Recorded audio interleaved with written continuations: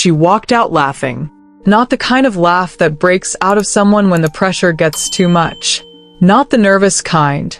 Not the desperate kind that people use when they have run out of other options. This was different. This was the laugh of a woman who had just seen something so perfectly, so completely on brand that she could not help but find it almost impressive. The laugh of someone who had been waiting, quietly, for years, for people to finally show her exactly who they were. And when they did, she was ready. The entire restaurant went still. The staff at the service counter. The junior servers near the kitchen door. Even Mr. Pak, standing in the doorway of his own office with the look of a man who had been rehearsing this moment all morning and had not once imagined it going this way. Nobody moved. Kemi straightened the front of her uniform jacket. She tucked the manila envelope under her arm like it was a clutch bag at a function she had decided to leave early. And she walked. Not fast. Not slow. Exactly the pace of someone who owns the floor beneath her feet, even knowing she will never walk on it again. She went through the dining room, past the polished tables with their folded napkins, past the window where the lunch crowd outside pressed their faces briefly to the glass, through the front doors, which swung open ahead of her like they had no choice, and out into the Gangnam afternoon. Across the street, in the back seat of a black vehicle that had no business being parked on that block for that long, a man watched her. He had bought this restaurant by 9 o'clock that morning. He had made one phone call by 11. He had expected, by the time the afternoon came, to feel the particular quiet that follows when something messy has been made clean. Instead, watching her walk out of those glass doors with that envelope and that laugh and that pace that did not change for a single step, Jin Woo felt something shift in his chest that he had absolutely no framework for. He told his driver to go. He did not look away until he had to. 3 years is a long time to live somewhere that was never supposed to be permanent. Kemi had arrived in Seoul on a Tuesday in March with 2 suitcases, a scholarship confirmation letter, and the particular confidence of someone who has planned everything so carefully that nothing can go wrong. By the following Thursday, the scholarship had collapsed. The institution that issued it had lost its accreditation in a regulatory review that nobody outside of a very specific government office had seen coming. The letter in her hand became, essentially, a very expensive piece of paper. She had 2 choices. She could go home, or she could stay. She stayed. Not out of stubbornness, though there was some of that. Not out of pride, though there was plenty of that too. She stayed because somewhere in the process of planning the escape from a life that felt too small, she had made a quiet, private promise to herself about who she was going to become. And that version of herself did not fold on the second week. She found the job at Myri through a coworker of a woman she had met once at a language exchange event in Hongdae. The manager at the time, a different man from Mr. Pak, had looked at her resume for exactly 4 seconds before asking if she had ever worked in fine dining. She told him she had trained for it. That was not entirely true. But by the end of her first week, it did not need to be. Kemi was exceptional at the work. Not just competent. Not just professional. Genuinely, uncommonly good at reading a room, reading a table, knowing when a guest needed more attention, and when they needed to be left completely alone. She learned the menu in Korean within her first month. She memorized every regular's preferences within 3. She became, quietly and without announcement, the reason certain tables specifically requested her section. Bora noticed first. Bora, who had been working at Myri for 4 years and had the kind of warm, chaotic energy that made her everyone's favorite person and nobody's most efficient server, had pulled Kemi aside after her 3rd shift and said, with complete sincerity, that she was going to make everyone else look bad and Bora was fully prepared to be her best friend to compensate. That was 2 years ago. They had eaten a lot of late-night tteokbokki together since then. Seoul had not become easy. But it had become hers, in the particular way that cities belong to people who refuse to be moved by them. Thursday evenings at Myri had a particular rhythm. The early tables came in at 6, usually couples or small groups of professionals unwinding after the week. By 7:30, the room filled with the dinner crowd, the regulars who knew the menu by heart, and the newer guests who had made their reservation 3 weeks in advance because someone important had told them this was where important people ate. By 9, the energy in the room shifted into something slower and more deliberate. The tables still occupied, but the conversations quieter, more private, the kind of talking that people do when they have finished performing for the room and are finally getting to the point. Kemi had 3 tables that evening. She preferred 3. 4 was manageable, but 3 was the number where she could give each table the kind of attention that made them feel like the only people in the room. She was at the service counter writing down a dessert order when the host brought them in. She noticed the dynamic before she noticed the individuals. 2 men, one walking slightly ahead, with the particular ease of someone for whom this kind of room is completely unremarkable. The other slightly behind, his energy too bright, his smile working too hard, the body language of a man who needs the person beside him to feel good about this evening. The host brought them to table 7, a corner booth. The best table in the restaurant. The kind of table that does not appear on the reservation system because it is always held. Kemi's section. She gave them 4 minutes. Enough time to settle, to take in the room, to relax from the transition of arriving. Then she walked over with the menus. The man who had walked in ahead looked up when she was still 3 steps from the table. Not a glance. A full, unhurried look, the way someone looks at something when they are categorizing it before deciding what it is. His eyes were very dark and very still. The scar along his jaw caught the candlelight. She put the menus down. She introduced the evening's specials. She spoke in Korean, clean and precise, and watched the faint shift in the older man's expression when she did. The recalibration that happened when his initial assessment of her turned out to be wrong. The younger man said nothing. He watched her with an attention that was not rude and was not warm. It was analytical. The way someone watches a lock they are trying to understand before they decide whether to pick it or break it. She excused herself and went back to the counter. Bora appeared at her elbow within 30 seconds. Table 7, Bora said, not quite a question. Table 7, Kemi confirmed. The one on the left has a scar, Bora whispered. I noticed. That's not a restaurant scar. Kemi picked up her order pad. Take the Yamamoto table. I've got 7. The dinner had been going well enough. Delegate Yoon had relaxed by the second course. The wine helped. The food helped more. He was the kind of man who needed the physical comfort of good things around him before his mind would settle, and by the time Kemi cleared the appetizer plates and brought the main course out, he had stopped sitting at the edge of his chair and had started to lean back into it. Jin Woo had eaten almost nothing. He watched the room the way he watched every room, cataloging exits, reading body language at adjacent tables. His mind somewhere parallel to the conversation while his face stayed present enough that only someone paying very close attention would notice the distance. Kemi noticed. She always noticed. She said nothing because it was not her business and refilled his water glass and moved on. The comment came while she was setting down the main plates. It was not shouted. It was not dramatic. That was the particular skill of men like Delegate Yoon. The damage they do tends to arrive quietly, folded inside the tone of a perfectly reasonable observation. He said it while looking at his plate. Something about the restaurant. Something about how surprising it was, these days, to find a place still maintaining a certain standard. And then, without looking up, still addressing Jin Woo across the table, he added something about how he supposed they were letting anyone in these days. A small gesture with one hand in her direction. The casual arc of a man indicating a piece of furniture. The table went quiet. Not the whole restaurant. Just that specific pocket of air around table 7. Kemi had put the plate down. She was standing upright. Her hands were at her sides. She did not look at Jin Woo. She looked at Delegate Yoon. For seconds passed.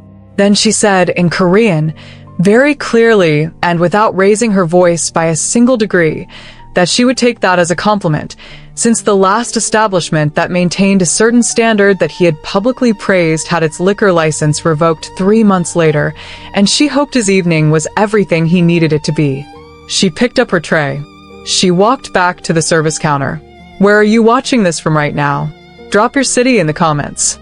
Because I need to know if people everywhere are as floored by that moment as I am. The restaurant did not erupt. It absorbed. The tables nearby had heard just enough to know something had happened without hearing enough to know exactly what. The ambient noise continued. A glass clinked somewhere. A server laughed in the kitchen.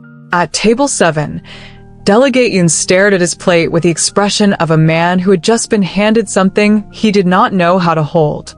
Jin Woo said nothing. He picked up his fork. He cut into his food.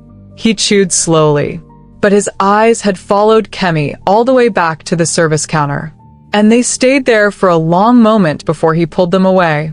Something had just happened that he had not accounted for. He did not like that.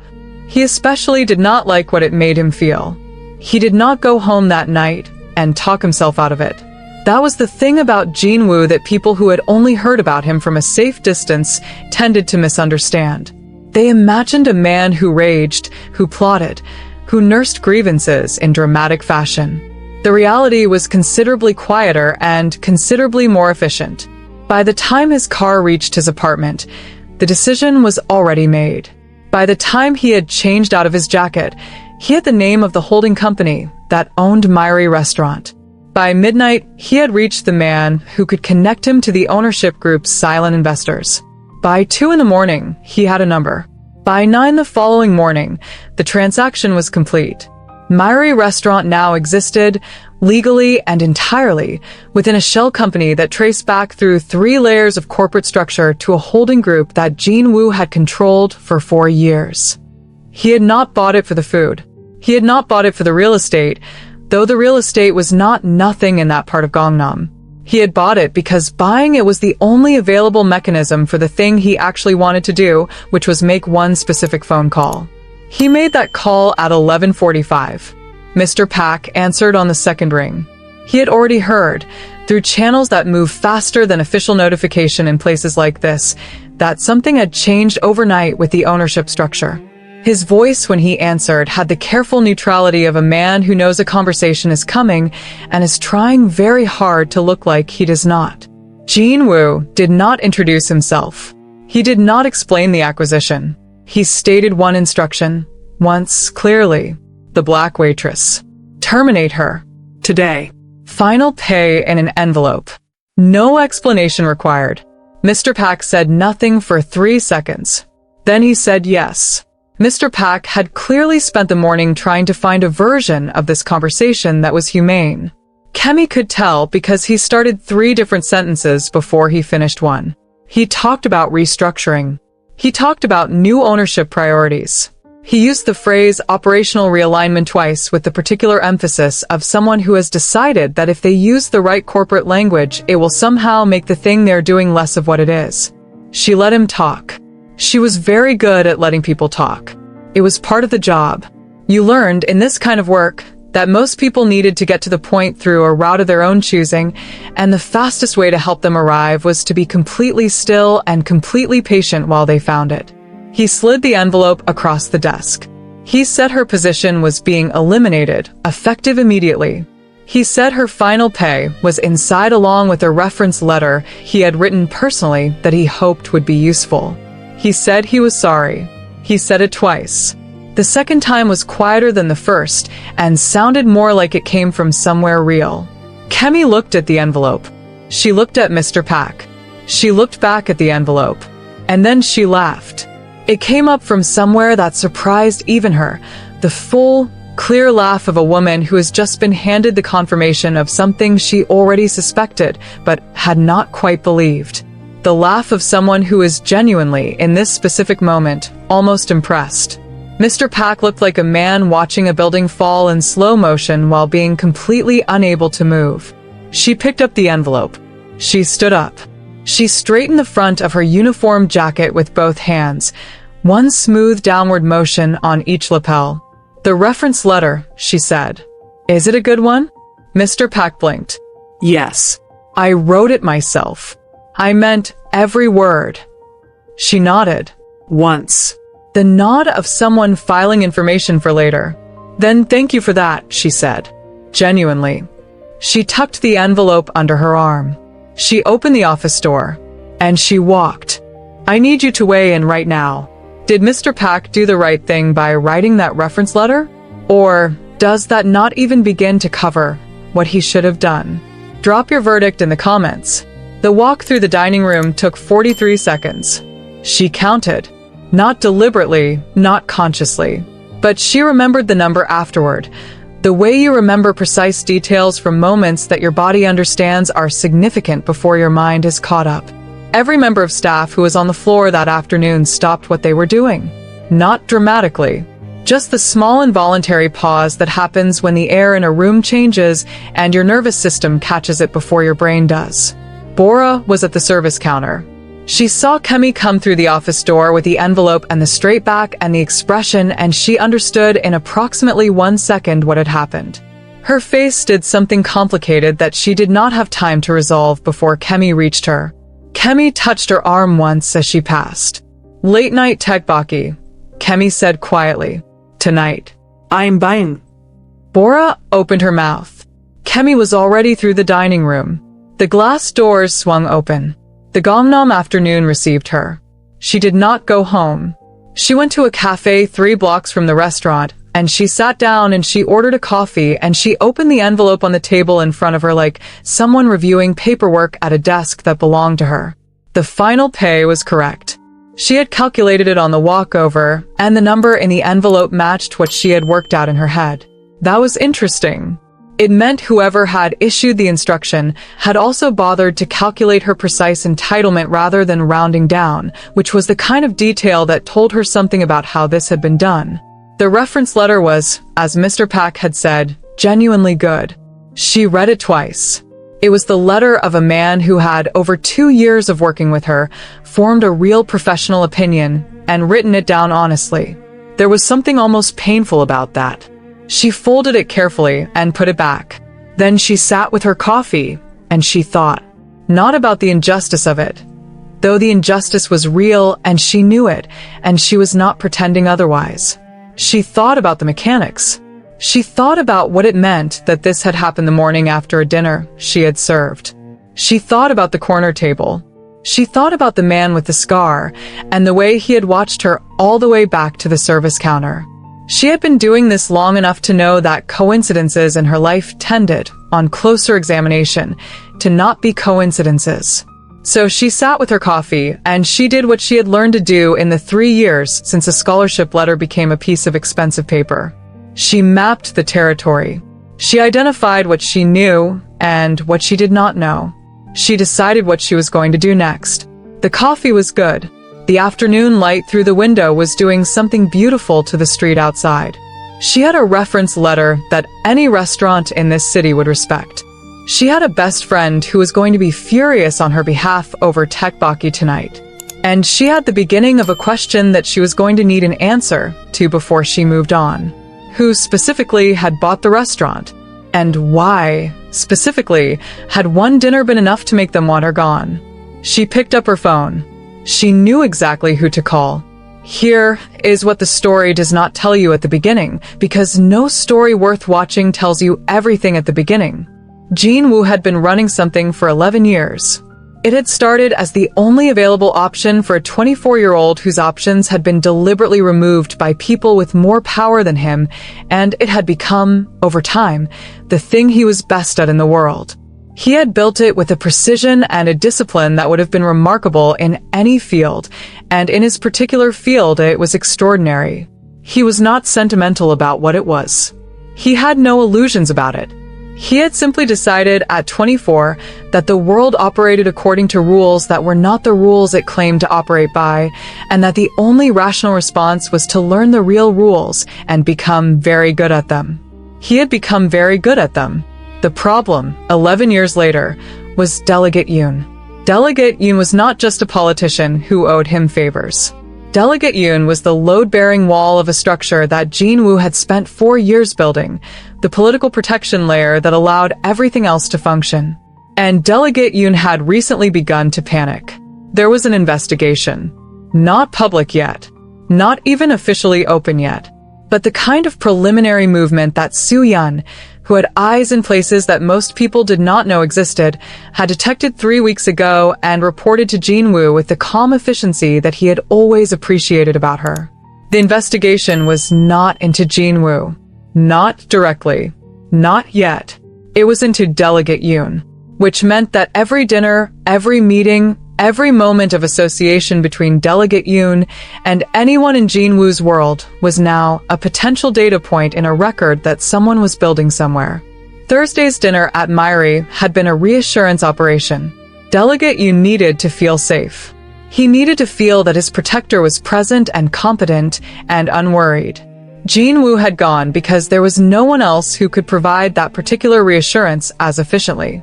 What he had not anticipated was a waitress who would become, in the space of 30 seconds, the most memorable thing to happen at that table. She had made Delegate Yoon feel small, and a panicking man who feels small is a dangerous thing. So Jin Woo had removed the variable. Quickly and completely, the way he removed all variables that threatened the structure. What he had not accounted for was that removing the variable would create a different problem entirely. Because by 10 o'clock the next morning, before the transaction had even fully cleared, he was already thinking about her. Not strategically, not analytically, just thinking about her. And that, for a man who had spent 11 years being strategic and analytical about everything, was the most alarming variable of all. The name she found, after 3 phone calls and 40 minutes of navigation through the Korean corporate registry website, was not Jin Woo's name. It was never going to be Jin Woo's name. She understood that before she started. Men who operate the way this had been operated do not put their names on the visible layer of anything. But the shell company had a registered agent, and the registered agent had a name that appeared twice in public record searches. And the second time it appeared was in a business journal profile from 4 years ago that mentioned, in passing, a hospitality portfolio acquisition in Gangnam that had been brokered on behalf of an unnamed client. The hospitality portfolio included 3 restaurants. She recognized one of the other 2 names. It was a restaurant on the east side of the city that had, 18 months ago, let go of its entire senior waitstaff the week after a new ownership structure was registered. She had known 2 of the people who lost their jobs. She had heard the story at the time and filed it as the kind of thing that happened in this industry when ownership changed hands. She stared at the notepad. She looked at the laptop screen. She looked at the notepad again. The pattern was not conclusive. She was not the kind of person who decided something was true before she could prove it. But the pattern was there, and it was specific enough to mean something. Bora, across the tteokbokki pot, had been furious from the moment Kemi had finished telling the story. Furious in the full-bodied, slightly loud way that Bora did everything, her hands moving, her voice dropping to an urgent whisper every time the Pojangmaka owner moved within earshot. "You need to report it," Bora said. "What they did is not legal. You are the best server in that building, and everyone knows it." Kemi stirred the tteokbokki. "Reporting it proves what exactly?" she said. "That a new owner didn't want a particular employee? That happens every day. It happens because of who you are. That's different." "Bora, I know what it is. I know exactly what it is." She looked up. "But I need to know who, specifically, is behind this. Because whoever this is, they did not buy an entire restaurant in one morning because I embarrassed a dinner guest. There is something else here." Bora looked at her for a long moment. "You're not going to report it, are you?" Bora said. "Not a question. Not yet. You're going to pull the thread." Kemi put a piece of teok in her mouth. Chewed. Swallowed. "I'm going to find out who bought my job," she said. "And then I'm going to decide what I want to do about it." Bora picked up her chopsticks. "I hate that you're like this," Bora said. "I also fully support you." It took her 6 days. 6 days of corporate registry searches and business journal archives, and one very carefully worded conversation with a contact who worked in commercial real estate and owed her a favor from a dinner recommendation she had given him 8 months ago that had, apparently, gone very well for a very important date. The shell company's registered agent connected to a holdings group. The holdings group connected through a 4-year-old acquisition announcement in a business journal to a name. The name connected through a second search on a completely different platform to a face. The face was the face of the man who had sat at table 7 with the scar and the dark eyes and the way of watching her that was not quite anything she had a clean category for. She had known it before she confirmed it. But she confirmed it anyway because that was the kind of person she was. His name, in the public record, was attached to a hospitality holdings group with 3 Seoul addresses. In the less public record, which required a different kind of search and a contact she would not name even in her own head, his name was attached to things that explained why a man like Delegate Yoon needed to have a very reassuring dinner. She sat with that for a long time. And then she made a decision that Bora, when she heard about it the next day, described as either the bravest thing she had ever heard or the most reckless, and she was not certain those were different things. The building that the holdings group used as its registered corporate address was in central Gangnam. She went on a Wednesday morning wearing the blazer that she had bought for the scholarship interview 3 years ago and had not worn since. She went with a folder and a plan and the particular quality of calm that she had built over 3 years of surviving situations that should have rattled her and had not. She was at the reception desk asking, with complete professional composure, about hospitality management positions within the group's restaurant portfolio when the elevator opened. And there he was. He stopped. It was involuntary. 1 foot forward and the rest of him stopped, caught by something he had not planned for, and for exactly 2 seconds, every layer of control he maintained was visible as exactly what it was, a layer, something placed over something else, something that could, under the right conditions, be interrupted. Then it came back. He walked toward her. She turned from the reception desk as he approached, her folder against her chest, her expression composed and unsurprised, as though she had known he would walk out of that elevator and had simply been waiting for him to do so. He stopped 4 feet from her. "You're applying for a job," he said. In Korean. Flat. "I'm making an inquiry," she said. Also in Korean. "I'm between positions." The silence between them was the loudest thing in the lobby.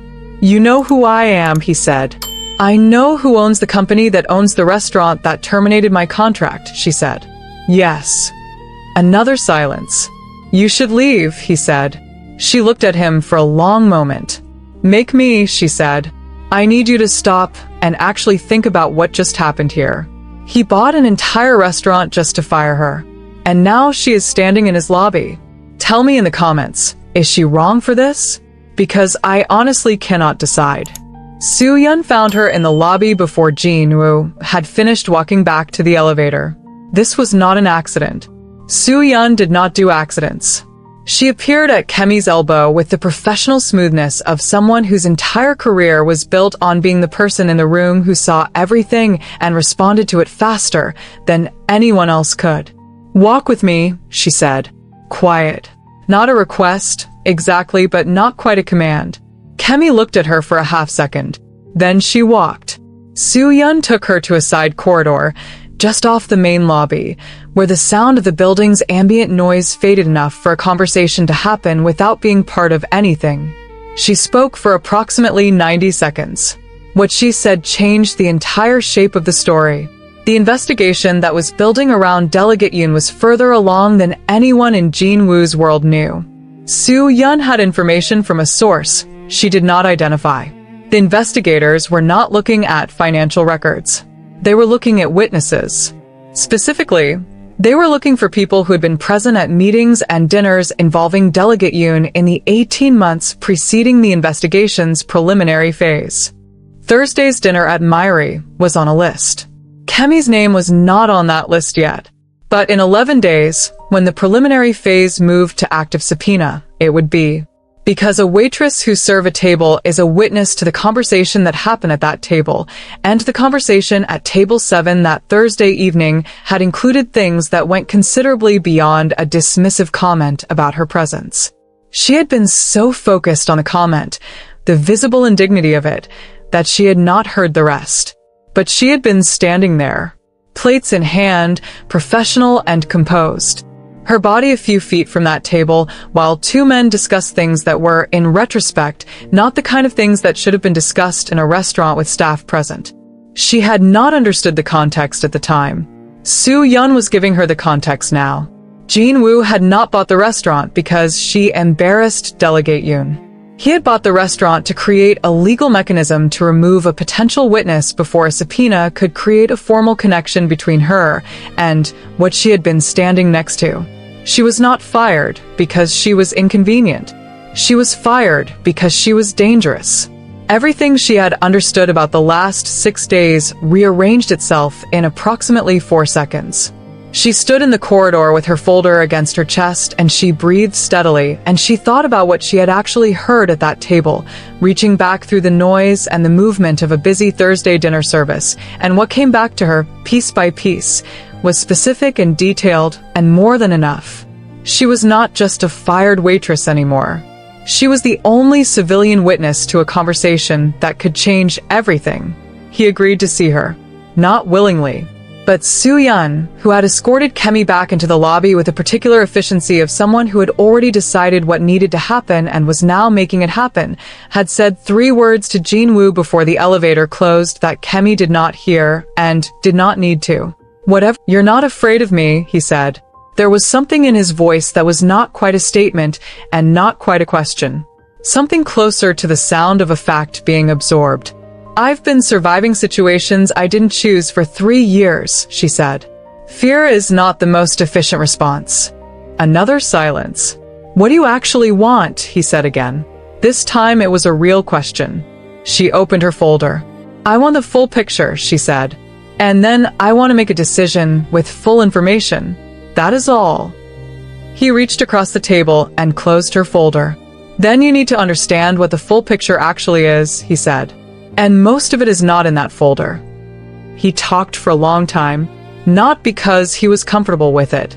Every sentence had the quality of something being said against a resistance, the particular cadence of a man who does not explain himself, has not explained himself in years, and is doing it now because he has calculated that the alternative is worse.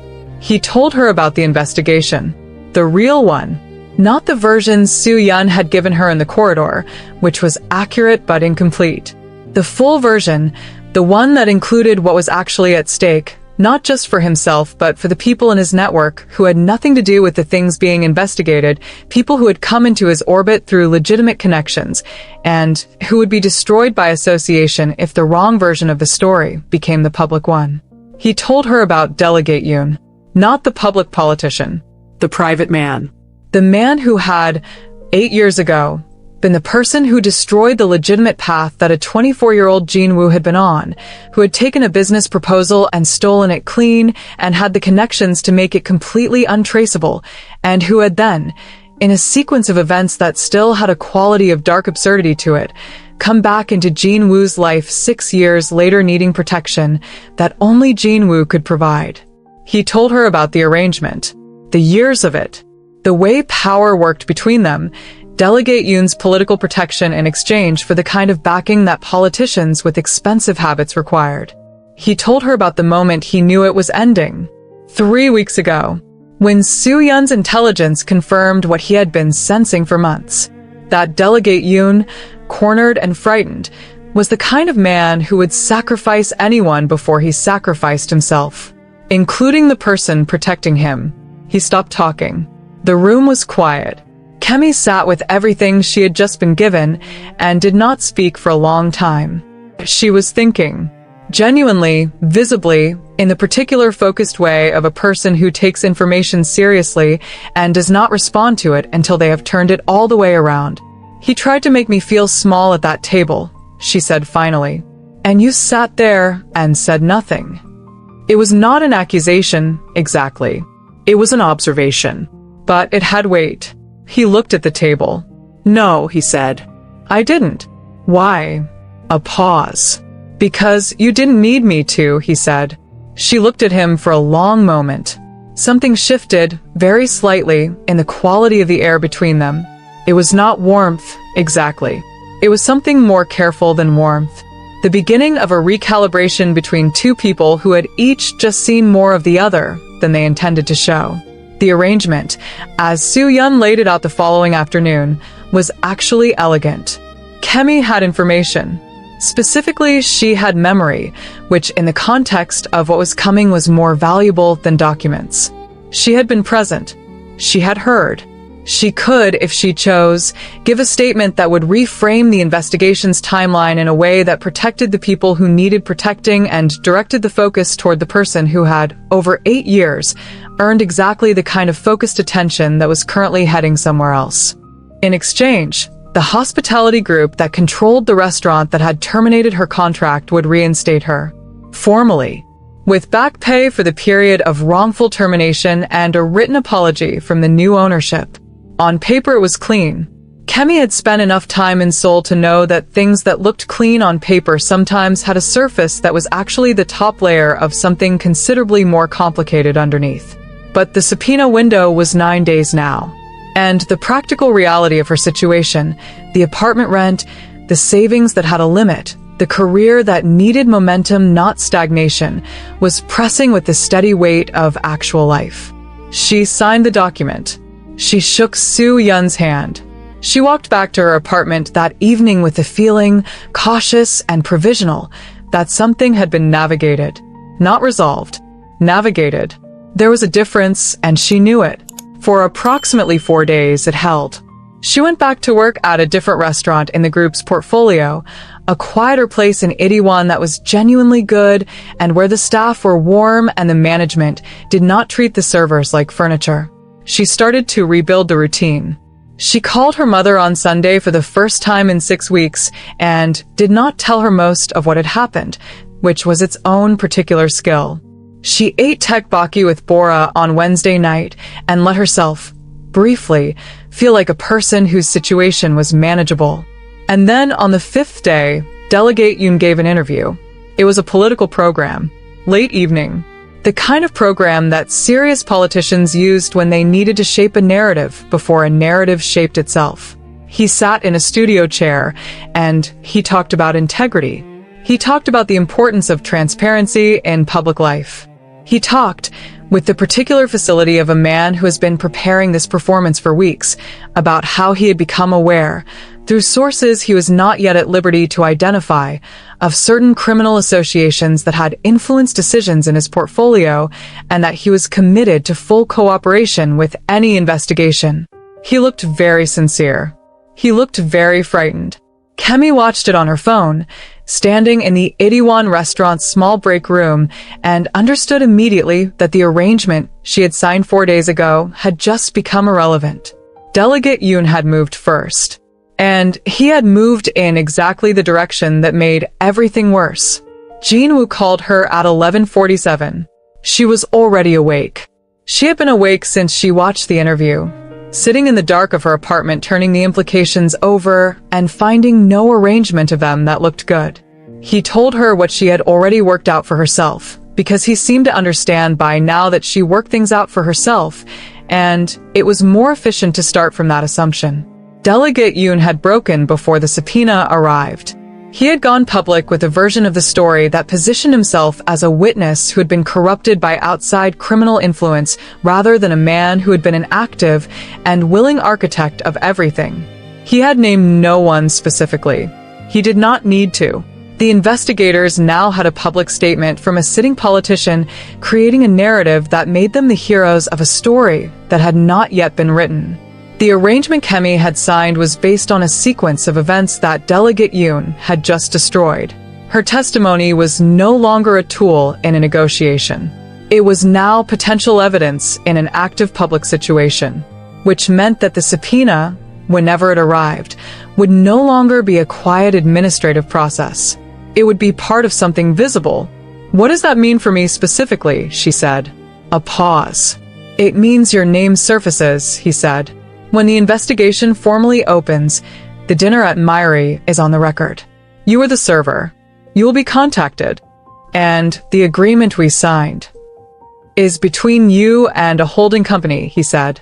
"The investigation doesn't operate within the terms of a private agreement."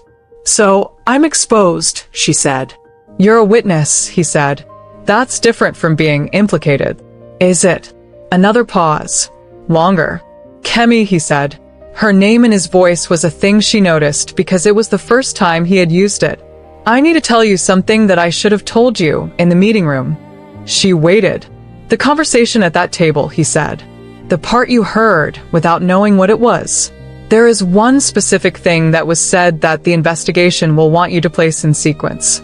If you place it the way it happened, it goes against Delegate Yoon. If Delegate Yoon's lawyers argue your characterization of it, you become the disputed point in a case that has a sitting politician on one side of it.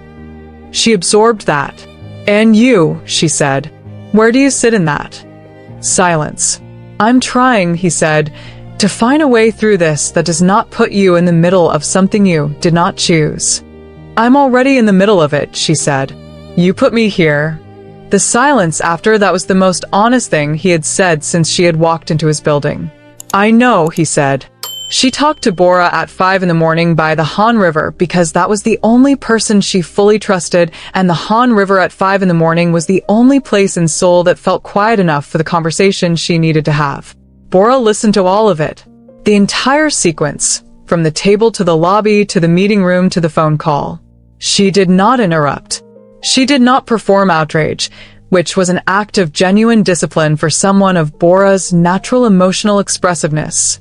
When Kemi finished, Bora was quiet for a long time. What are you going to do? Bora said. I'm going to tell the truth, Kemi said. Exactly what I heard. Exactly in the sequence I heard it, with no arrangement for anyone. Bora looked at the river. That helps him, Bora said. Not an accusation. An observation. It also hurts him, Kemi said. Some of what I heard goes both ways. I'm not protecting him. I'm telling the truth. Those are different things. And the agreement you signed. I'm going to get that reviewed by someone who isn't connected to any of this, Kemi said. If it's enforceable, I'll deal with it. If it's not, the answer is the same anyway. The truth. The truth. Bora put her hands back in her coat pockets. You know, Bora said, when you first told me you were going to walk into his building, I thought you were going to do something dramatic. I went to ask about job openings, Kemi said. It was very professional. You walked into the building of the man who bought a restaurant to fire you, and you asked for a job. I was between positions. Bora made a sound that was not quite a laugh. They walked. The Han River caught the first actual light of morning and turned it pale gold. Kemi had made her decision. She had known it before she came to the river. She had come to the river to say it out loud, because saying something true out loud in front of someone who knows you is the way you make it real. She was going to tell the truth. Not for Jin Woo, not against him either. For herself. Because 3 years ago, she had made a promise to herself about who she was going to be in this city, and that person did not arrange the truth for convenience. She went home. She sat at her desk. She started writing. Before I tell you what happens next, I genuinely need to know what you think. Does telling the truth protect her or destroy her? Drop your prediction in the comments right now. Because what comes next, nobody saw it coming. The hearing was not televised. That was the first thing Kemi had confirmed before she agreed to appear. She was not going to be part of a performance. She was going to be part of a record. She had spent 4 days preparing her statement with the lawyer Bora had found through a legal aid connection at a university, a woman in her 40s who specialized in labor law and had no connection to anyone in this situation, who had read the agreement Kemi had signed with the holding company and said, very calmly, that it had no mechanism to prevent Kemi from cooperating with an official government investigation, and that anyone who told her otherwise was lying. She went in on a Thursday morning. 3 weeks to the day from the Thursday evening, she had served table 7. She sat at the witness table. She told them what she had heard. She did not arrange it. She did not frame it. She described the table, the setting, the sequence of service, and then she described, in the precise clinical language of someone who is no longer a waitress in that moment, but a person with a very good memory giving testimony, the specific things that had been said between the two men at table 7 during the 40 minutes she had been present. It took 32 minutes. When she was finished, the lead investigator asked 2 follow-up questions. She answered both with 1 sentence each.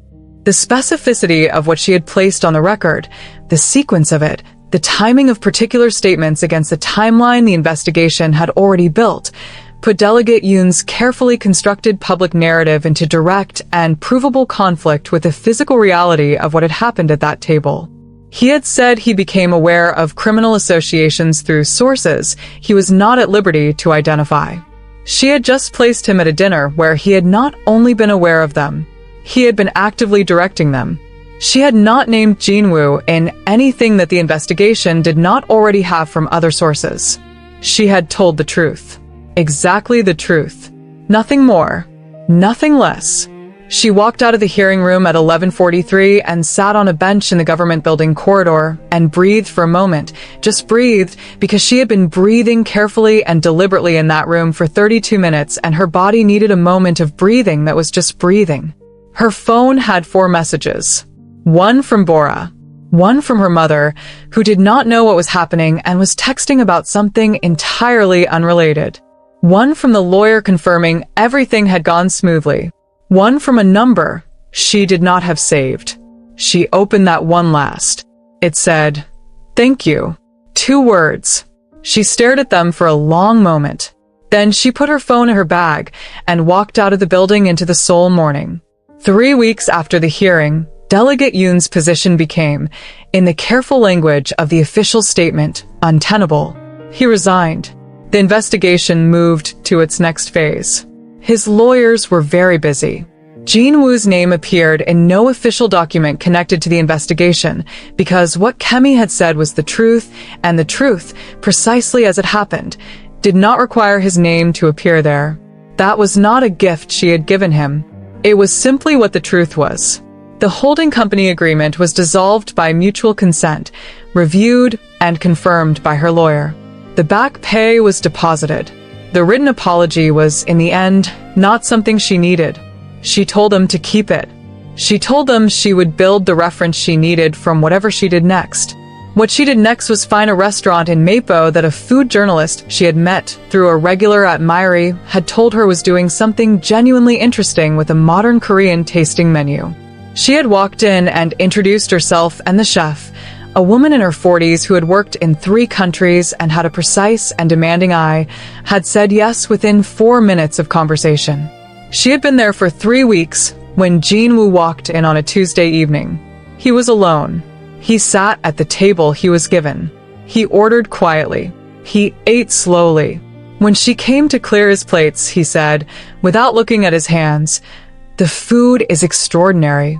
"I'll tell the chef," she said. A pause. "How are you?" he said. She looked at him, not with coldness, not with warmth either, with the particular honest assessment of a woman who has decided to be accurate about what she sees. "I'm good," she said. "Actually good." He nodded. She picked up the plates. "The dessert menu is worth your time," she said. "The black sesame is excellent." She walked back toward the kitchen. He stayed for dessert. If this story did something to you, you already know what to do. Hit subscribe. Because the kind of stories we tell on this channel, this is not the exception. This is every single week. He had eaten the black sesame dessert. He had sat with it for a while after he finished, in the particular way of someone who is not ready to leave a place yet and is buying time with the last thing on the table. He left a tip that was, by any reasonable standard, not what you leave for a single dessert. He walked out into the Seoul night, and standing on the pavement outside the restaurant, with the warm light from the window behind him and the city moving around in the way it always moved, indifferent and beautiful and completely unconcerned with any individual person's moment of clarity, he took out his phone. He opened a message. He typed 4 words. He sent it before he could think about it too much, because he had spent 11 years thinking about everything too much, and it had delivered him to precisely this pavement on precisely this night, and perhaps, for once, thinking about it less was the more accurate response. Kemi found the message in the break room after her shift. She read it once. She read it again. The smile that came was the quiet kind, the kind that has not been rehearsed and is not performing anything. The kind that arrives when something unexpected turns out to be the thing you did not know you were waiting for. Share this with someone who needs to see that the person they tried to erase sometimes turns out to be exactly the person the story needed. You know who you're thinking of right now. She put her phone in her coat pocket. She picked up her bag. She walked out of the restaurant into the Seoul night, and the city received her the way it always had, on her own terms, at her own pace. She had 4 words in her pocket, and an entire story still ahead of her. But those 4 words, and what she did with them, that is a whole other story. And if you think you know where this goes next, I promise you don't. Subscribe. Turn on notifications, because part 2 is coming, and it starts exactly where you think everything is settled. It never is.